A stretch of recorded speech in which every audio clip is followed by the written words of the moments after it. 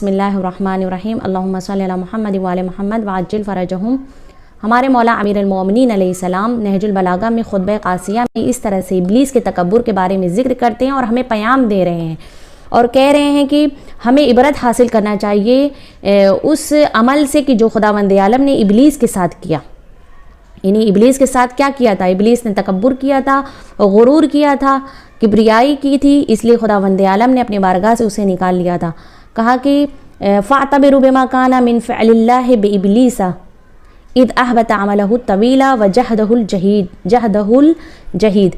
یعنی کہا کہ تم عبرت حاصل کرو اس فعل سے جو اللہ نے ابلیس کے ساتھ انجام دیا کہ اس کے تمام طویل اعمال، اتنے لمبے لمبے اس نے اعمال کیے، اتنی کوششیں کی، اتنی بہت زیادہ کوششیں کی، شیطان نے اللہ کی اتنی زیادہ عبادت کی کہ بے انتہا، بعض روایت کے مطابق یعنی 6000 سال اس نے عبادت کی تھی، اور بعض کے مطابق ہے کہ 36,000 سال تک اس نے عبادت کی تھی۔ تو یعنی اس قدر اس نے عبادت کی، لیکن پروردگار عالم نے پھر بھی اس کے اعمال کو حبط کر لیا تھا۔ کس وجہ سے؟ ان کبر ساعت واحدۃ، صرف کچھ گھنٹوں کی تکبر کی وجہ سے، کچھ لمحے کی تکبر کی وجہ سے، گھمنڈ کی وجہ سے خداوند عالم نے اس کے تمام اعمال کو برباد کر دیا، حبط کر لیا، جیسے کہ اس نے کچھ کیا ہی نہیں ہے۔ فمن ذا بعد ابلیس یسلم علی اللہ بمثل معصیتہ، کہا گیا ہے کہ جب اللہ نے ابلیس کے ساتھ ایسا کیا کہ اس کی تمام تر جو بھی خوبیاں تھی، جو بھی عبادتیں تھیں، اس کو چھین لیا، اس کو لے لیا، برباد کر دیا، تو اگر کوئی اس ابلیس کے بعد اگر کوئی ابلیس کے جیسا کام کرتا ہے، شیطان کی طرح کوئی کام کرتا ہے، تو کیا خداوند عالم اس کے ساتھ ایسا نہیں کرے گا؟ کیا وہ سالم رہ جائے گا؟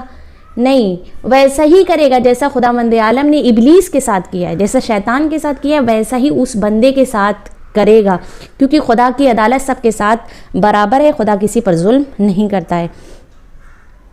اسی طرح سے روایات میں موجود ہے کہ ہمارے مولا امیر المومنین علیہ السلام ہی فرماتے ہیں کہ تکبر سے پرہیز کرو، کیونکہ تکبر جو ہے وہ ایک ایسی چیز ہے کہ جو ہمیں خدا کی معصیت کرنے پر ابھارتی ہے، سرکشی کرنے پر ابھارتی ہے۔ انسان طغیانی کرنے لگتا ہے، انسان معصیت کرنے لگتا ہے۔ اگر کسی کے اندر یعنی تکبر ہوتا ہے تو پھر وہ یہ تمام گناہ جو ہے انجام دینے لگتا ہے۔ اللہم صلی علی محمد وعلی محمد وعجل فرجہم۔